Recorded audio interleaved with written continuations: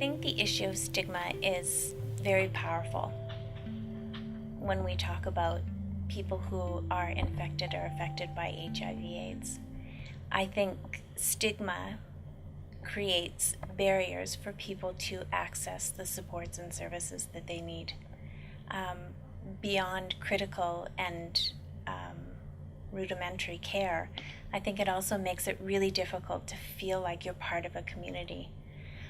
On the other hand, I think that stigma becomes incredibly powerful in terms of creating communities of support. Because I'm from Trinidad, so everybody there has the bad stigma to it. So my mom, my sister knows, my grandmother doesn't. And just because I don't want her to have to bear the burden of all the talk. And when you have individuals who are lying to their families to say that they have cancer and not HIV, what a sad burden to bear when you can't just sort of say, I have HIV and this is what I need for you to support me. And just to hear the comments that were made, oh my God, I feel sorry. I'm glad I'm not one of those people. And, they should just lock them up. And I was just sitting there thinking, oh my God, if only they knew. And if that stigma is so real, then automatically one of the things that happens, people start isolating themselves. If not that they have been isolated by people in their families or their friends and the communities, because a lot of our clients have shared stories of having told a friend and they are no longer friends anymore.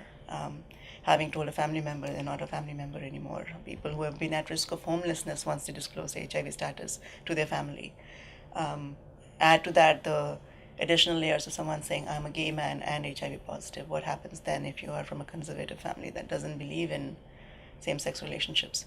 So all those lead to people isolating themselves or leading to isolation because of how people have lack of awareness and education and understanding around HIV itself, how it can be treated, how it can be maintained, how people can manage their health.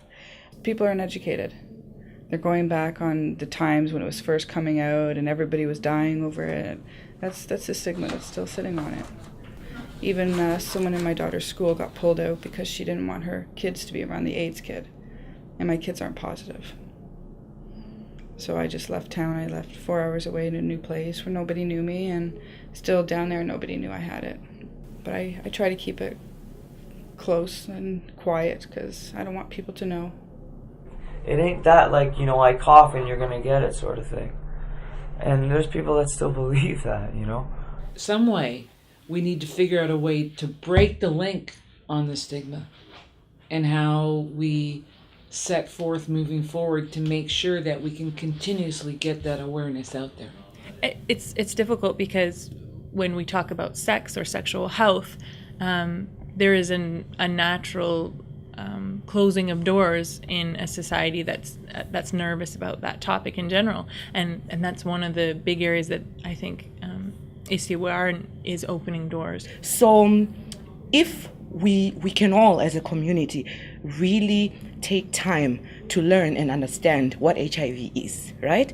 And that, it's okay, to shake somebody's hand who is living with HIV. It's okay to give them a hug. It's also okay to show them support.